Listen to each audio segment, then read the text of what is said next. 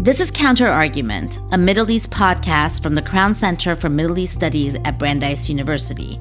In October 2022, news broke out about a fire in Evin, Iran's notorious prison, killing several prisoners and injuring many more.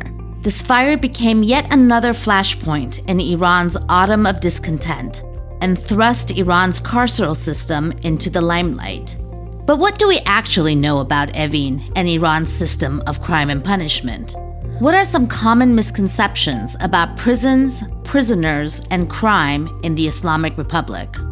In part one of a two-part episode of Counter-Argument, we speak with Golnar Nikpour, assistant professor of history at Dartmouth College.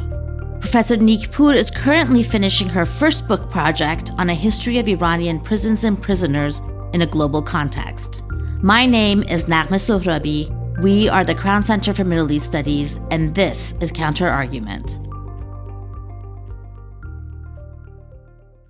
Welcome, Golnar. So excited to have this conversation with you about prisons, prisoners in Iran today and both historically. Yeah, thank you so much for having me. It's a real pleasure and honor to be here. I wanted to start with actually a bit more about what was the path that led you to this fascinating topic in terms of your research. How did you get interested in this? And I imagine it's not the easiest of topics to choose as your research topic. Yeah, absolutely. So when I first started my PhD, I had no inkling that I was going to be working on prisons. I was interested in modern Iranian political, intellectual history, and I wasn't thinking that this would be the sort of work that I did my dissertation and eventually my first book on. The idea came really quite organically from the fact that there is just so much material written by Iranians about prisons, from prisons, both in the contemporary moment and historically, really over just about a century of that type of prison writing. And I was reading it just as a part of my sort of daily diet of interacting with Iranian intellectual, political, artistic culture, and thinking about the way in which prisons have really shaped those worlds, shaped Iranian intellectual, political, artistic cultures, right? And part of my interest is a personal one too. Like a lot of Iranians, I have family members and friends who both before and after the revolution were in prison for periods of time, largely for political reasons. So I had grown up with stories of the sort of famous prisons that we hear about, Evin and others, and was trying to find a way to contextualize some of that material. I had also become interested in prisons more broadly and in incarceration as a global phenomenon, really as early as my late teens. Something I talk about in my work is that the very first protest I went to as a teenager in my late teens, as a college student, was one on behalf of the incarcerated Black activist Mumia Abu Jamal. The protest was in Philadelphia. It was the first time I'd ever been to Philly, and I went as a college student with other activists, and I was only just learning about Mumia at the time. Like, I didn't have a perfect understanding of the context or the politics of that case, but it helped me grasp something. At the time, I thought it was this really monumental thing in my mind because I was connecting the stories I heard about political incarceration from friends and family members and reading books about Iran, and then also about this kind of broader global context. So, at that point, it's not that I was thinking of it as a researcher. It was just a kind of broader political education, but it's all kind of in the memory bank of how I got to the project eventually.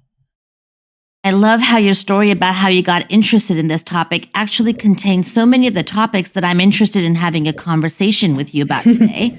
And so many of the misconceptions that are built around prisons and prisoners, both in Iran and outside. Mm-hmm.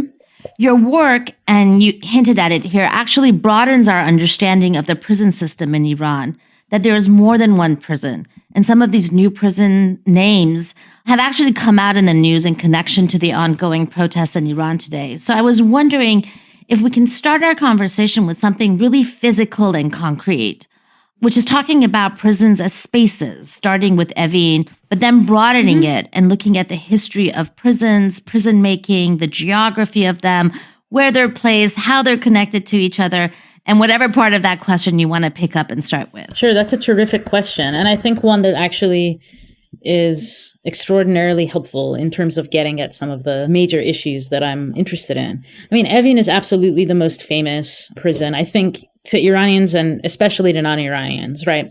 There are other prisons that I think most Iranians have heard the name of, but Evin is one that kind of towers over the rest in terms of its frightening and kind of grotesque reputation. The first thing I would want to say about Evin is that it's not one static place. I mean, it was opened in 71, 72. So before the revolution, in the last years of the Pahlavi monarchy under Mohammad Reza Shah.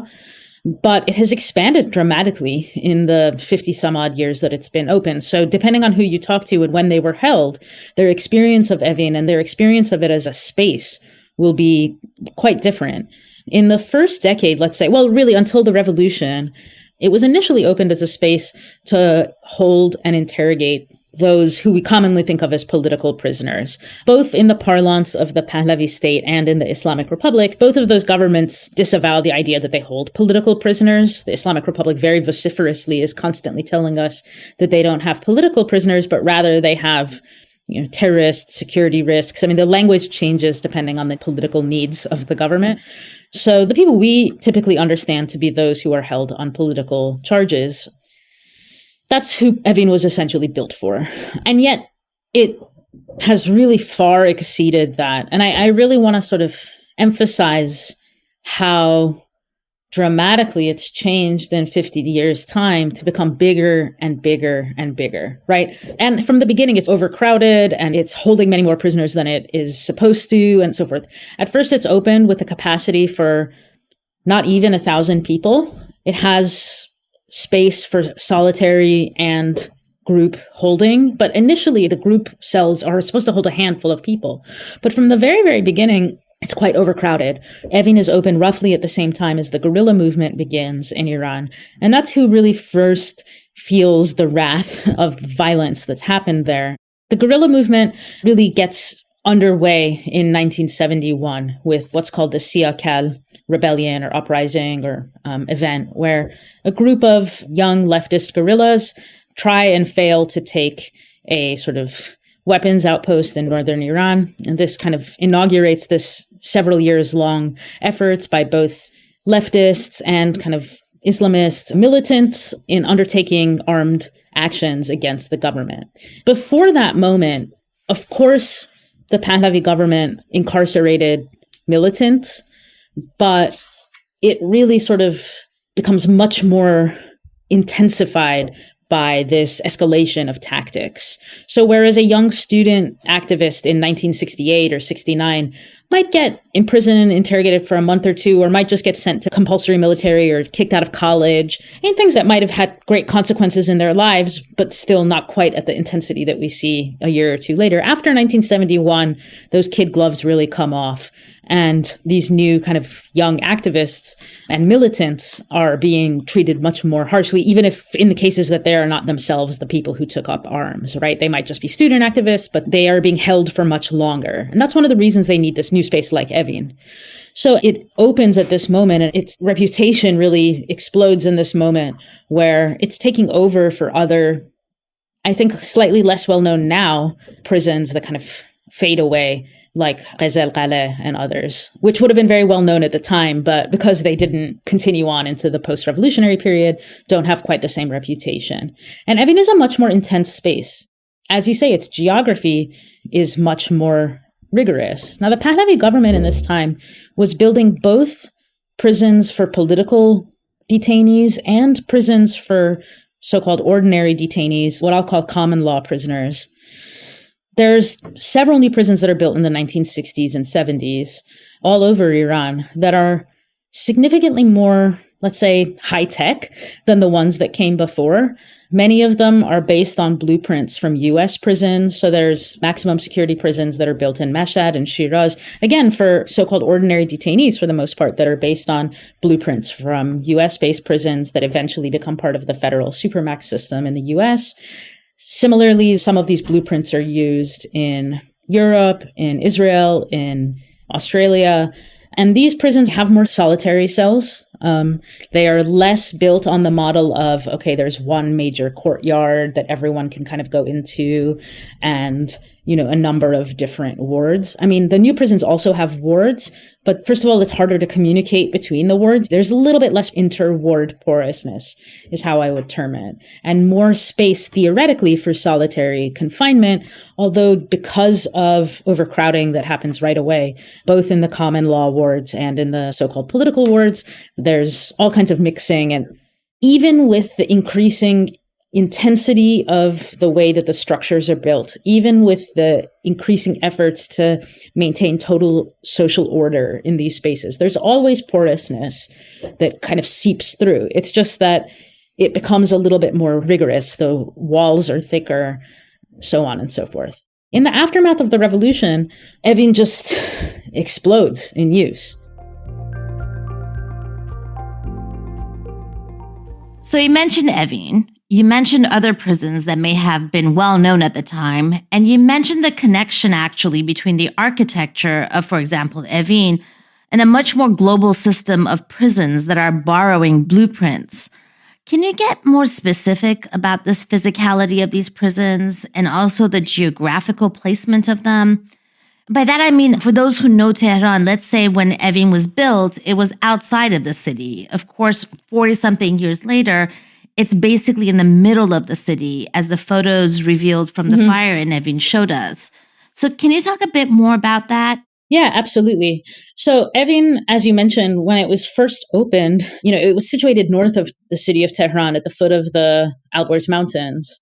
And since the time it was opened in 1971, the city itself has spread so far north that it has a really different place in the geography of the broader Tehran area. It was designed by an Iranian architect, I should say, by an architect named Amir Nosrat Monagha, who was a rather famous architect who built several other types of buildings, not just prisons. But unlike some of the facilities that were being used, as I mentioned, Ghaz al-Qaleh, it was built as a dedicated sort of high security prison facility. When Ghaz al-Qaleh was first built, for instance, it was originally a weapons depot.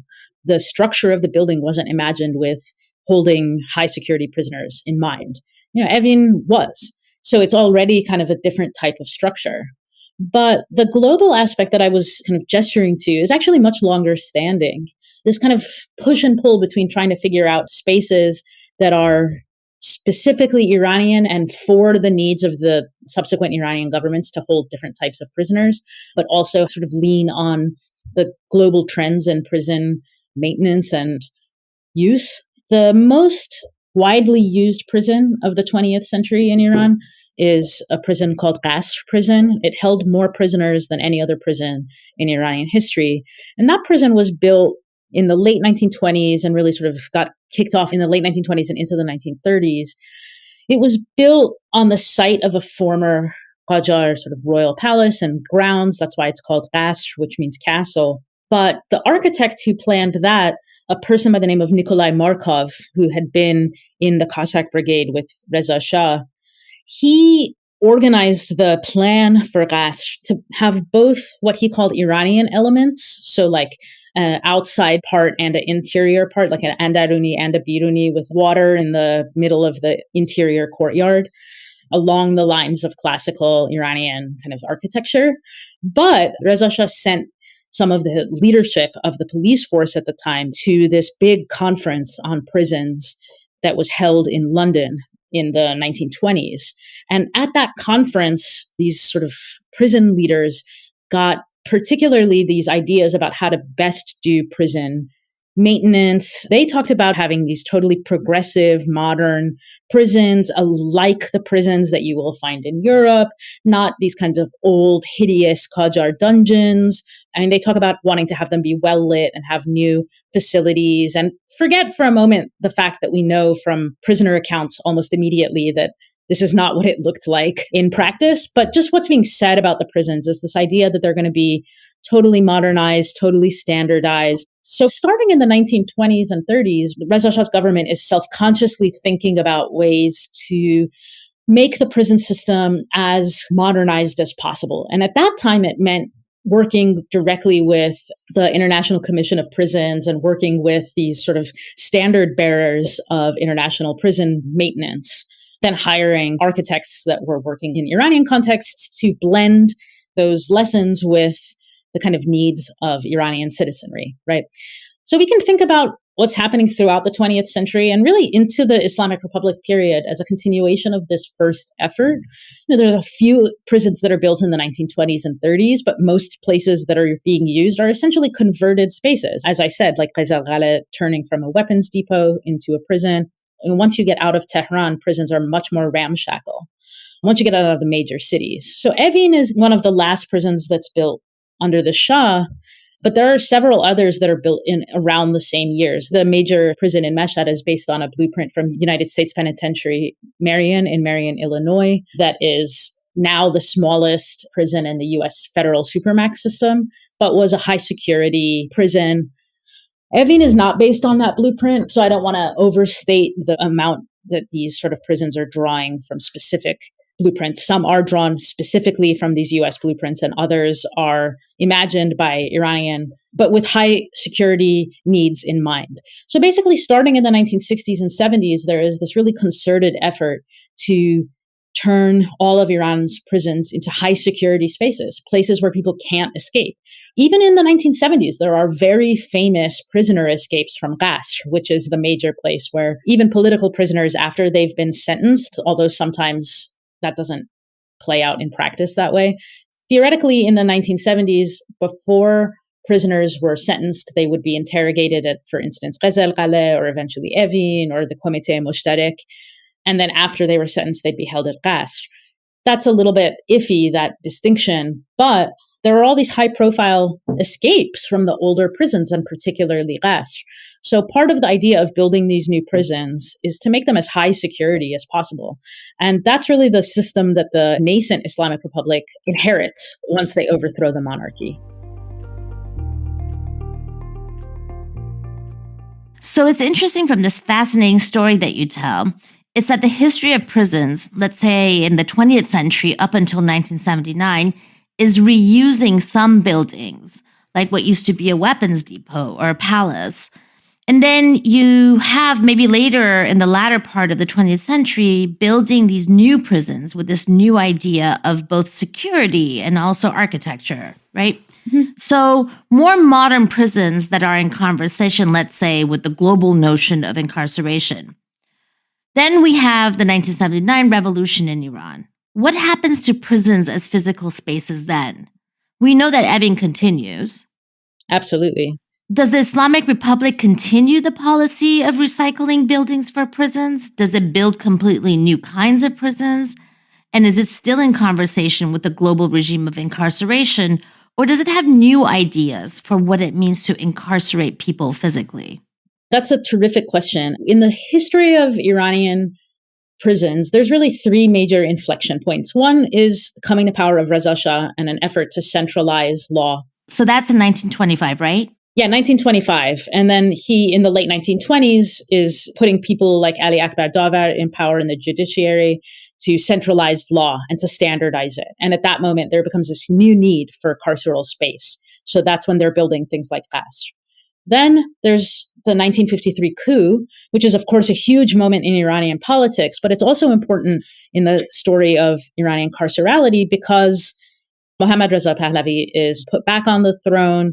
And we know the story of, for instance, the CIA training Savak. But there's also all of these renewed efforts to expand the police system, expand carceral space, to train the gendarmerie and riot control and so forth. So this is a moment when it's not surprising that it's after that moment in the 60s and 70s that things like forced confessions and spaces like Evin emerge. It's in the aftermath of that context. And then the third and maybe the biggest inflection point, depending on how you're sort of thinking about that, is at that moment of the 1979 revolution, when, of course, there's this transformative moment at the highest levels of the government where the Shah falls and the Islamic Republic comes to power.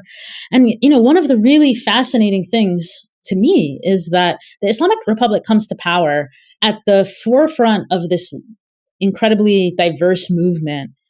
There's a lot of disagreements among the broader revolutionary coalition about what a post-revolutionary government might look like. But there's really total agreement in the critique that revolutionaries across the political spectrum levied against the Shah in terms of the use of torture and extrajudicial violence against incarcerated people, right? So the Islamic Republic comes to power promising an end to that type of violence, promising an end to torture, an end to extrajudicial violence. Before the revolution, there is even a quote from Khomeini that says that in a just system of Islamic governance, no one will need to be incarcerated for any reason for even a day. I mean, think about that. He's promising this remarkable and what would have been a totally unprecedented decarceralization, right? But obviously we know now that that doesn't come to pass. And in fact, what happens is this total expansion, this really exponential expansion in prisons in the country. At the level of space, you can break it up into different moments. In those first few months and into the first few years, it's extraordinarily chaotic. People talk about that being a moment of Islamicization, and that's certainly true, that there is this both rhetorical and material effort to divest from this now decades-long Pahlavi project of secularizing the judiciary and of using sort of lawyers and judges who don't come from traditional Shia centers of learning and to put clerical leaders in those positions. But that doesn't happen overnight. Takes several years to get all of those posts filled. It takes years to get all of the kind of ad hoc comité structures, these kind of rising, almost paramilitary revolutionary committees that emerge. Like neighborhood-based committees? Yeah, neighborhood. Yeah, they're neighborhood-based. And especially early on, they're quite ad hoc. They are loyal in most cases to Khomeini, but there's not a strict hierarchy there.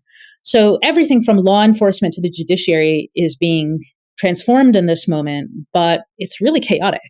And in the prisons, I'll give an example of how that chaos plays out. When the final victory of the revolutionaries over the old order happens on February 9th, 1979, there's this last gap effort by what remains of the Shah's imperial guard to sort of defeat the revolutionaries. Once they can't, there's mutiny in their ranks, there's desertion, and they eventually fall. That's the final victory of the revolution. Now, after that, Iranians of all sorts of stripes, leftists and Islamists and nationalists alike. And Naghmeh, you've written very movingly about some of the chaos that happens in this revolutionary moment, both the few months before and the few months after. But as you know, revolutionaries are going in, they're storming army barracks and Savak interrogation centers and police headquarters and military garrisons. And they're just like throwing Savak files out into the streets. And this is a moment of total change, right? So they go into Evin and they're convinced, even though there's been months of releasing political prisoners, they're still convinced that there's political prisoners there, in part because for years there's been this circulating idea that there's tens and tens of thousands of prisoners. At some point, there's numbers circulating in Amnesty International and so forth of well over 100,000 political prisoners. And we now know that that is a wild over-exaggeration of how many political prisoners there were. But among the revolutionaries, there was just a belief that that was the case. So they're convinced that there are more people being held at Evin that haven't been released, that are in these particularly brutal ditches and cells that are closed behind other cells and so forth. So they storm Evin in this kind of euphoric, cathartic moment. And in fact, the new government, the provisional government, is announcing through the new media stations that they've seized and held, like, please don't do that. We don't really know who's in there. It may very well even be some of the, monarchists who the Shah, in a kind of last-ditch effort, attempted to arrest, to quell. They're like, don't go in there. We don't think there's anyone left. Don't storm the Bastille, basically. Yeah, don't storm it. Don't storm it. Immediately, the people who are in charge are like, we actually need to get this under control. But the revolutionaries themselves, it's this moment of euphoria. They're like going to do their thing. They get into Evin, and there's these reports of how the people storm the units. They're going through, and there's these archives of people saying, like, we really expected to find people there. And they really don't find many political prisoners left at this point. But a group of the revolutionaries who goes in accidentally locks themselves into one of the wards of Evin. And then they have to send word out for somebody to send them an engineer. They basically accidentally shut these automatic electric doors behind them. And reinforcements have to be sent. It's quite slapstick, this euphoric moment giving way to this sense of total possibility in this moment of chaos and absurdity. But, in a way, it also is, for me, this very, very dark portend of what's actually about to happen. Who knows among the people who were accidentally locked in? I don't know what group they belong to or what political inclination, but it's very possible that some of those people found themselves in prison in Evin again. that they were there storming Evin that day. And within 3 months, 6 months, 2 years, 5 years, depending on who they were or what their situation was, 10 years, whatever, right back in Evin. And in fact, in that first year, there is an enormous, enormous swell of the number of people who are incarcerated at Evin. So, it's a funny story, but in fact, to me, it's a dark sort of portend of something that's about to happen. That's the revolution eating its own,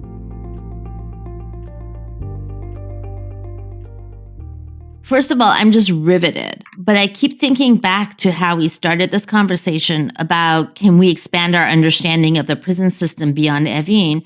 And yet we keep coming back to this prison. And so as you were talking, I just kept thinking to myself, I kept thinking of that chilling quote that you gave of Khomeini about what's going to happen after the revolution. Because then the first act should have been actually shutting down Evin. I know, for example, from your own work that some of the other prisons were turned into museums. Oh, but they didn't become museums like overnight. They largely ran for a long time until, in fact, they just weren't state of the art enough, if that makes sense. The story they tell is like, oh yeah, we wanted to close these terrible, cruel places, but in fact, they didn't. So, yeah, but Evin remained this working prison, basically. And according to your work, it expands and becomes bigger and bigger, and the city never gobbles it up. It almost gobbles up the neighborhoods around it. So that expansion is happening in response clearly to the increasing number of prisoners. Can you give us a sense of the numbers that we're looking at? Let's say from sometime in the 70s in terms of incarcerated people, both political and not. And then right after the revolution up until today. I know this is a number that's going to be really hard to get at, but just to get a sense.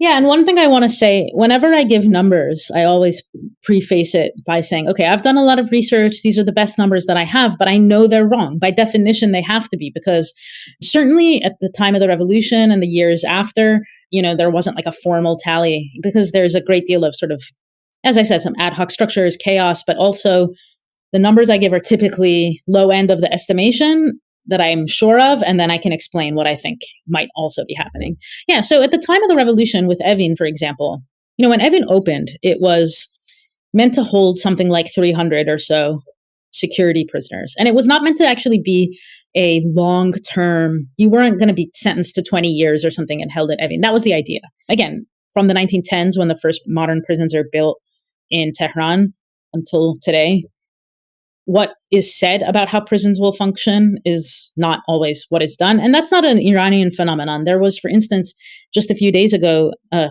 cover story in the New York Times about how in Louisiana right now, in Louisiana in the US, we don't know how many, like dozens, hundreds of people who have finished their sentences but haven't been released yet because they're just behind.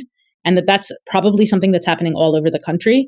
I really want to insist that this issue is not an Iranian one. But Evin is supposed to be about 300 or so people, 300, 320 people. And it's supposed to have about 20 solitary cells. By the time 1977 rolls around, it's probably holding about 1,500 people, with probably about 100 people in solitary. It is actually expanding its physical space, but it's also really overcrowded.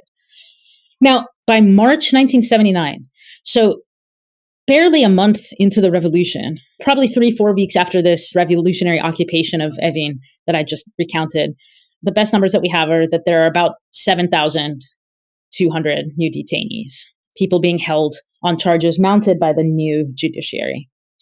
Today, Evin remains operational, and its official capacity is 15,000. So it's expanded, like it's added wards, but that is certainly, in my view, an underestimation. It's the official capacity as of 2021. I mean, we have some of the most recent evidence from what's happening during protests, but we're still trying to vet what we've seen and have a better sense of it. But about a year ago, there was these major leaks of images from Evin. Essentially, some of the hackers that have been giving us leaks in the more recent months also leaked video and photographic evidence of Evin. And one of the things that really struck me at the time is that these cells of these various wards were holding like 15, 20, 22, 23 people in spaces that maybe should have been holding 5, 10. So if that capacity is 15,000, I don't want to make a guess of number, but I want you to use your imagination, right? And the other thing I want to note is that from the very, very beginning after the revolution, it's holding a really diverse set of detainees. It's actually in thinking about the number of so-called non-political detainees that are immediately being sort of gobbled up into these post, February 1979. I don't know if I should call those post-revolutionary or revolutionary prisons. But at any rate, the Islamic Republic prisons, people being gobbled up into them are not just dissidents and activists and intellectuals. Actually, just as in the Shah's time, the majority of people being incarcerated in Iran today are on common law crimes and mostly on drug charges. So at the time, just before the revolution, depending on the way we do our estimates, there's somewhere between 10 to 20,000 detainees in Iran in 77, 78. These numbers actually shift by the time 79 rolls around because prisons are being emptied. So it's a little bit of a chaotic time. That's why I say that the numbers, depending on how your estimates, it's in the tens of thousands, not yet even close to 50,000. Today, the numbers that the prisons organization gives is that there's officially something like 250,000 people being incarcerated in Iran. So, this is an exponential increase. Of course, the population has increased, but still it's an exponential increase. That happens at every stage. Like in the 1920s, there's at most a couple hundred people being held in prisons in Tehran, and that's where the major prisons are. So, from 1920 to 1979, we see an exponential increase. And then again, from 1979 to today, an exponential increase. And the majority of people being held are not being held on so-called political crimes, even though we hear of those people much more often. But what's really interesting for me in the post-revolutionary moment is that this is actually all part of a kind of revolutionary political project. The revolutionaries actually beg us to not see these people as separate. They say, we're going to stop all counter-revolutionary activity and all un-Islamic activity. And what do they say is counter-revolutionary? They say drug use, and especially drug sales, is counter-revolutionary. They say the merchant at the bazaar who's price gouging a loaf of bread is un-Islamic, is counter-revolutionary. So they're asking us to actually see these actions as part of a kind of carceral imagination that will solve what they see as social problems through policing, through surveillance, through punishment. And some of those punishments might be incarceration, right? So who's being gobbled up into Evin? When I say that in March of 1979, there's 7,000 people being held there, some of them are royalists. There's already some of the smaller leftist groups are being dealt with harshly. But a lot of those people are being sort of rounded up, particularly on really dubious drug charges. And that really continues until the current day. I mean, there is a massive overcrowding issue in Iran's prisons. And much like in all of the other hyper-carceral countries in the world, from the US to Brazil to China to some European countries, the majority of people in prison today are on drug charges. Join us next time for the second half of our conversation with Professor Golnar Nikpour, where we discuss how and why people end up in Iran's prisons and the regime's use of new technologies to surveil the population.